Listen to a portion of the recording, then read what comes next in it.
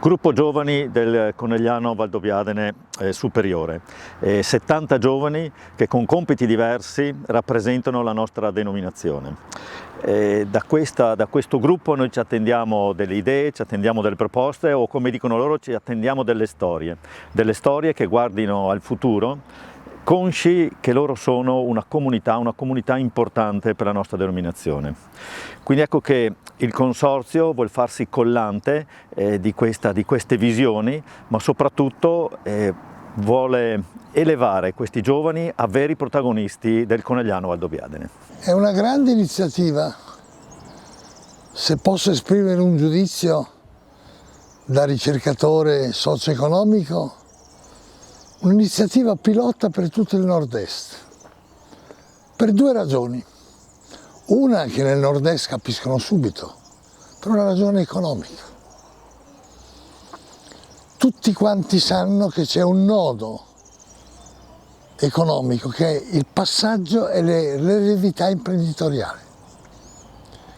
Quindi aver avuto questa grande intuizione di chiamare a raccolta i figli degli imprenditori per una riflessione collettiva, economica, ma soprattutto, secondo passaggio, sociale.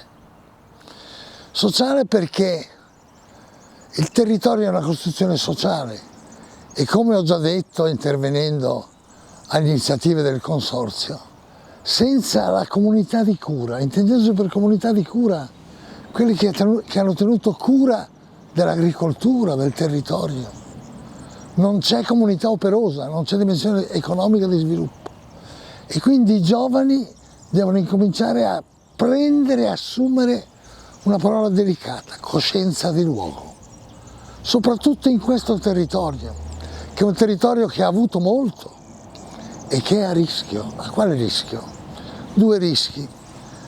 Uno è un dibattito che c'è, la transizione ecologica, questo è un patrimonio ecologico da questo punto di vista, la sostenibilità, i grandi cambiamenti climatici, il piave a secco, questi temi qui sono temi collettivi rispetto a questo, ma non basta questo scenario. La comunità operosa deve anche capire che questo territorio è volato molto in alto.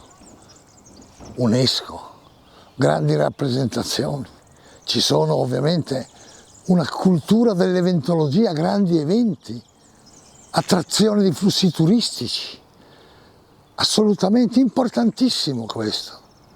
Non è più solo cantine e agricoltura, è un must.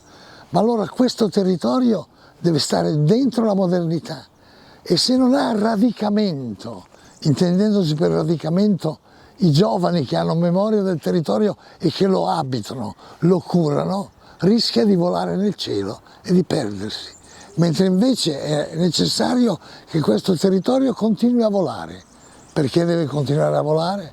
Perché questo territorio è un esempio di come, partendo dal locale, il locale più locale che c'è, l'agricoltura, che fa manutenzione del territorio, che produce bellezza, ma ovviamente queste cose, le bollicine sono volate nella globalizzazione. Ogni anno qui fanno i conti e dicono quanto abbiamo esportato in Inghilterra, in Germania, nel mondo. Questo è un mercato. Allora tenere assieme il locale e il globale bisogna mettere assieme i giovani adeguati ai tempi.